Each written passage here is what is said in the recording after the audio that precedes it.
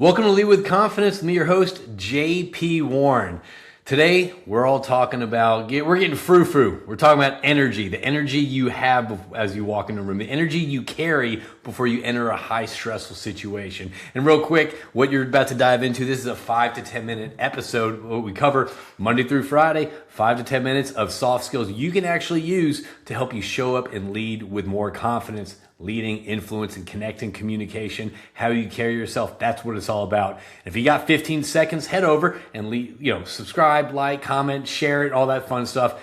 I like getting comments in this to help me kind of understand, like, hey, listen, if you're out there and you are facing maybe some soft skills challenge or a bottleneck or something like that, comment, share it, and all that stuff. Let me know so I can actually cover that. So let's dive into what we're talking about today. This is the energy that you carry. And I'm a firm believer on what we project, people perceive. So what energy are we projecting for people perceiving on how we're acting? All right. So again, we've talked about this before, but how we communicate, we're always so focused on the words that we have to land, right? Okay, if I go in there, I nail this script, if I nail this pitch, if I nail this presentation word by word, line by line, then it's going to get my message across. That could not be farther from the truth. Our body language is 55% how we communicate. Just our body language, just by people looking at us, that's how we communicate. 55% just by our body language. 38% is our tone, pitch, cadence in our voice, and only 7% is our words. So how we enter a room, the energy we have as we enter the room, and our body language, and our cadence, and our tone, our shoulders back, how we enter the room directly affects kind of how people perceive us, okay? So there's a lot of high stakes meetings people walk into, a lot of crucial meetings people walk into, right? And people carry in their imposter syndrome. People carry in their nerves. People carry in their timidness before they walk in the room. And sometimes we mask it by being cocky and confident and overly robust. And sometimes we kind of sink in and let the nervousness kind of guide us in that room. And that sucks. I've been there, right? I've absolutely been there. You think your content or the quality of your presentation is going to overcome your low energy or your timid energy, but could be further from the truth. We just talked about that. It's your energy that's going to communicate your energy, not your content. All right. And remember, these high stakes situations, all it does is amplify what's under the surface. Okay. So if we're nervous, we're going to be more nervous, right? And we've seen this before. We've seen people give presentations, and I'm guilty of this.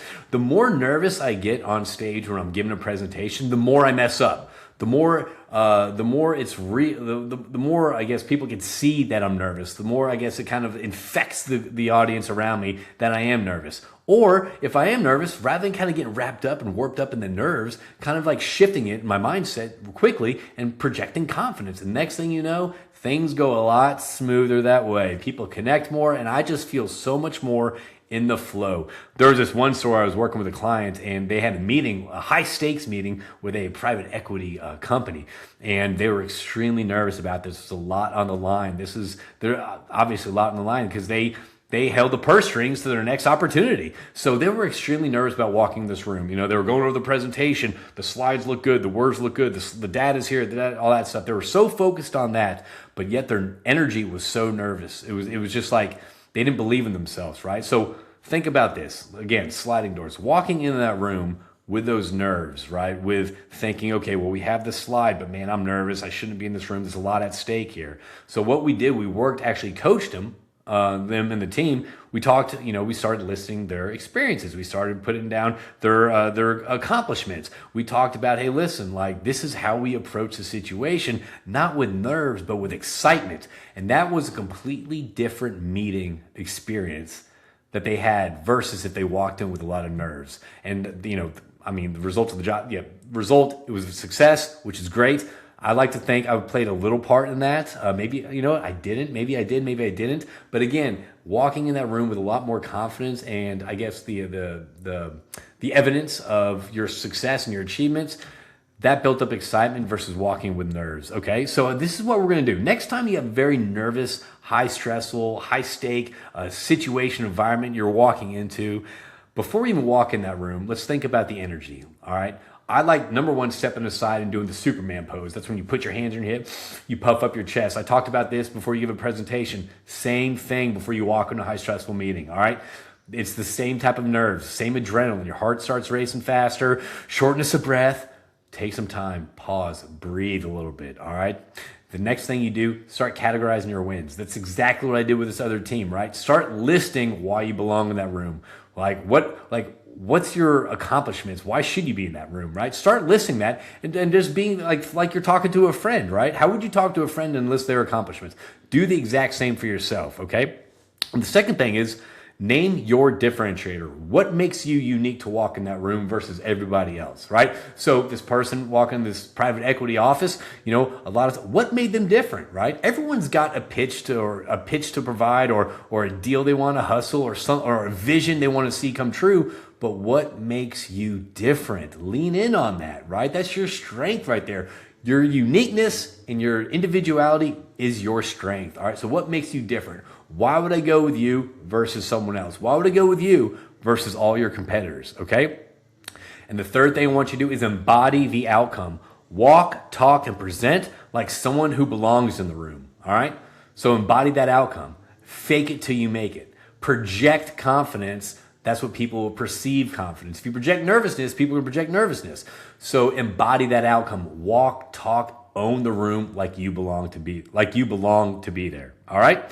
So the next time that you have a crucial meeting, spend about 5 minutes beforehand writing down why you're qualified to be there. Stop walking in important rooms carrying your anxiety. Listen, we're always nervous before this stuff, right? That's contagious, right? Walk in there with your expertise, your successes, your credentials, the stuff that you've won, all right?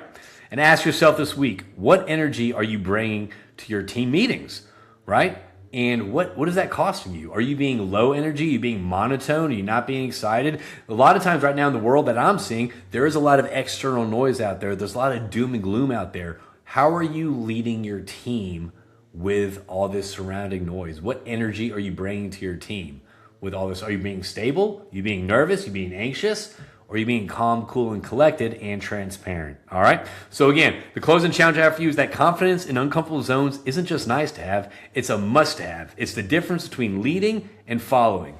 Bring the energy you want to see. So bring the energy to your team, to that room that you want to see. So everyone, thank you for tuning in to Lead with Confidence. Me, your host, JP Warren. I hope you're enjoying this. These are just quick little nuggets to help you lead more with confidence. We're very hyper-connected yet disconnected world. This is how we're going to level up our career. It's 85% of our career success is our soft skills. So thanks for tuning in, and we'll see everyone soon.